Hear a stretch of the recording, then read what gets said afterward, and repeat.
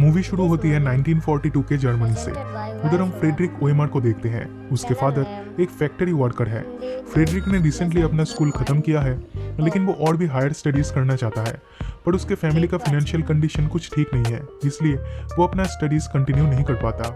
उसके फादर सोचते हैं फ्रेडरिक एक दिन बहुत अच्छा फैक्ट्री वर्कर बन पाएगा और उसका लाइफस्टाइल उनसे अच्छा होगा।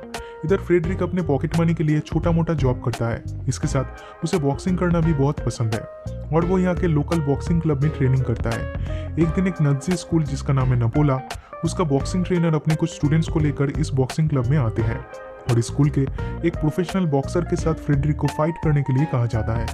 फ्रेडरिक के स्किल्स देखकर ट्रेनर बहुत इंप्रेस होते हैं। वो उसके ओपोनेंट को बहुत मारता है, लेकिन वो तभी जीतेगा जब वो अपने ओपोनेंट को नॉकआउट करेगा। पर लास्ट मोमेंट पे उसे अपने ओपोनेंट के ऊपर तरस आता है और इसलिए वो ये मैच हार जाता है। लेकिन फिर भी बॉक्सिंग ट्रेनर उससे काफी इंप्रेस हुए थे।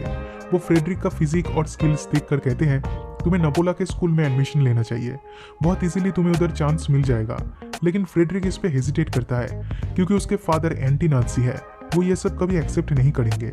लेकिन अगर एक बार वो नपोला से ग्रेजुएट हो गया तो वो उन सारे सोल्जर्स में से एक बन जाएगा जिन्हें अपने फाइनेंशियल कंडीशन को लेकर कभी भी सोचना नहीं पड़ता है। दिन शाम को वो नपोला के एप्लीकेशन सेंटर में जाता है और उधर उसका हेल्थ एंड फिटनेस एग्जामिन किया जाता है और वो इसमें पास भी हो जाता है। अब बस उसे अपने फादर को मनाना होगा, तब जर्मनी के सबसे प्रेस्टिजियस स्कूल में उसका एडमिशन हो जाएगा। आज रात को फ्रेडरिक काफी देर से घर पहुंचता है। दिन अपने फादर को एप्लीकेशन फॉर्म दिखाता है, लेकिन वो फौरन मना कर देते हैं और कहते हैं ये सब आइडिया तुम्हारे दिमाग में कहाँ से आया, ये सब भूल जाओ। दिन रात को सोने से पहले फ्रेडरिक अपने भाई को गुड बाय कहता है, फिर अपने फादर का सिग्नेचर नकल करके घर से भाग जाता है। अगली सुबह उसके पेरेंट्स को फ्रेडरिक का एक लेटर मिलता है जिसमें लिखा था वो एलेस्टीन जा रहा है नपोला में एडमिशन लेने। ये देखकर उसके फादर इतना गुस्सा हो जाते हैं कि वो फ्रेडरिक के साइकिल को ही तोड़ देते हैं और इधर फ्रेडरिक अपने डेस्टिनेशन पे पहुंच चुका था। ये स्कूल एकदम एक कैसल की तरह दिखता है और ये देखकर वो एकदम से सरप्राइज्ड हो जाता है। तब वो बॉक्सिंग ट्रेनर उसका वेलकम करते हैं और उसे उसके रूममेट क्रिस्टोफ के साथ इंट्रोड्यूस करवाते हैं। क्रिस्टोफ उसे पूरा स्कूल दिखाता है, देन उनके रूम में ले जाकर कौन सा चीज कहाँ पे रखना है ये उसे समझा देता है और कहता है 15 मिनट के अंदर तैयार होके ऑडिटोरियम में आ जाओ। फिर ऑडिटोरियम में जाने पर एकेडमी के हेड डायरेक्टर सबका वेलकम करते हुए कहते हैं कुछ ही दिनों में तुम सभी लोग एलिट सोल्जर्स बनने वाले हो।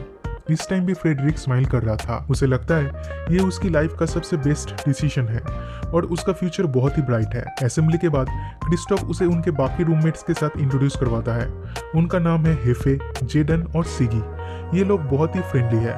फ्रेडरिक के साथ ये लोग बहुत ही अच्छी तरह से बात करते हैं। इस टाइम उनका सीनियर कम सुपरवाइजर योहान इधर आता है और फ्रेडरिक से कहता है तुम्हें 100 पुशअप्स करने होंगे क्योंकि तुम्हारा वार्डरोब ठीक से अरेंज नहीं है।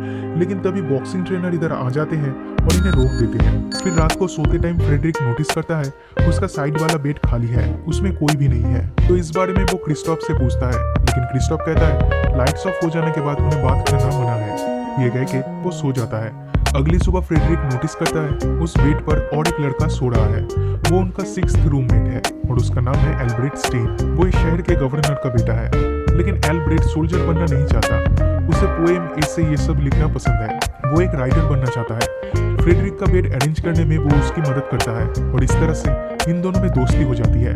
फिर उनका ट्रेनिंग स्टार्ट होता है, लेकिन उनका ट्रेनर बहुत ही स्ट्रिक्ट है। उसका नाम है कार्ल। इस टाइम योहान आके उससे कहता है फ्रेडरिक का एक रूममेट जिसका नाम है सिगी वो फिर से अपने बेड पर टॉयलेट कर दिया है। नाउ एज अ पनिशमेंट सिगी का मैट्रेस इधर लाया जाता है और सबके सामने उसे इसके ऊपर टॉयलेट करने के लिए कहा जाता है। लेकिन इससे सिगी बहुत ही इंसल्टेड फील करता है क्योंकि वो ये अपनी मर्जी से नहीं करता। रात को टॉयलेट करने पर उसका कोई भी कंट्रोल नहीं है। फिर क्लास में सारे कॉमरेड्स को हिटलर का स्पीच सुनाया जाता है। दिन इसके ऊपर एक एसे लिखने के लिए कहा जाता है। इसके बाद उन्हें राइफल कैसे चलाते हैं ये सिखाया जाता है। फिर फ्रेडरिक बॉक्सिंग क्लास में जाकर देखता है उधर उसके अलावा और कोई भी स्टूडेंट नहीं है। वो बहुत अच्छी तरह से ट्रेनिंग करता है। इससे उसका ट्रेनर इम्प्रेस होते हैं और कहते हैं फ्रेडरिक एक दिन बहुत अच्छा बॉक्सर बनेगा। एक टाइम पे नपोला इंटर स्कूल बॉक्सिंग कंपटीशन का चैंपियन था, लेकिन पिछले कुछ सालों से कंटिन्यूअसली हार रहा है।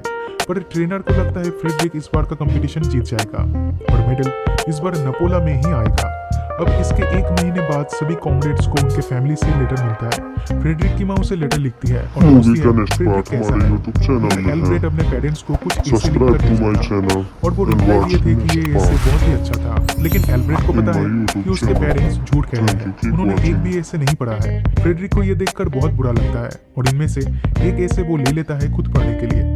फिर अगले कुछ महीने तक उनका ट्रेनिंग चलता है और फ्रेडरिक डे बाय डे इम्प्रूव करने लगता है। फिर आता है बॉक्सिंग चैंपियनशिप में क्वालिफाइंग का दिन। फ्रेडरिक अपने ओपोनेंट को बहुत मारता है, वो ऑलरेडी गिव अप कर चुका था। लेकिन अगर फ्रेडरिक को ये मैच जीतना है तो उसे इस लड़के को नॉकआउट करना होगा। पर इस लड़के को गिव अप करते देखकर फ्रेडरिक को समझ में नहीं आता अभी उसे क्या करना चाहिए।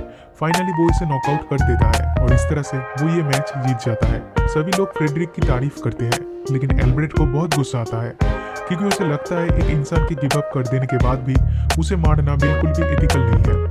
इधर हायर ऑफिशियल्स लोग फ्रेडरिक को कॉन्ग्रेचुलेट कर रहे थे और इससे उसका कॉन्फिडेंस लेवल और भी ज्यादा बढ़ जाता है। पर एल्ब्रेट कहता है तुमने ये ठीक नहीं किया, उस लड़के ने गिव अप कर दिया था फिर भी तुमने उसे मारा। अगली सुबह सिगी फिर से उसके बेड पर टॉयलेट कर देता है। तब योहान ये देख लेता है और उसे ब्लैकमेल करना स्टार्ट करता है। योहान उससे बहुत सारा पैसा डिमांड करता है। अगर आज रात के पहले सिगी ने उसे ये पैसे ना दिए तो वो कार्ल को सब कुछ बता देगा। आज सभी कॉमरेड्स को स्टिक ग्रेनेड कैसे यूज करते हैं वो सिखाया जाता है।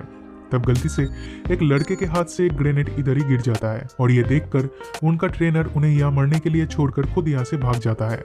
तब सिगी खुद की परवाह ना करते हुए अपनी बॉडी से ग्रेनेड को कवर कर देता है और एक्सप्लोशन में उसकी मौत हो जाती है। पर इस तरह से उसने 20 कॉमरेड्स की जान बचा दिया था।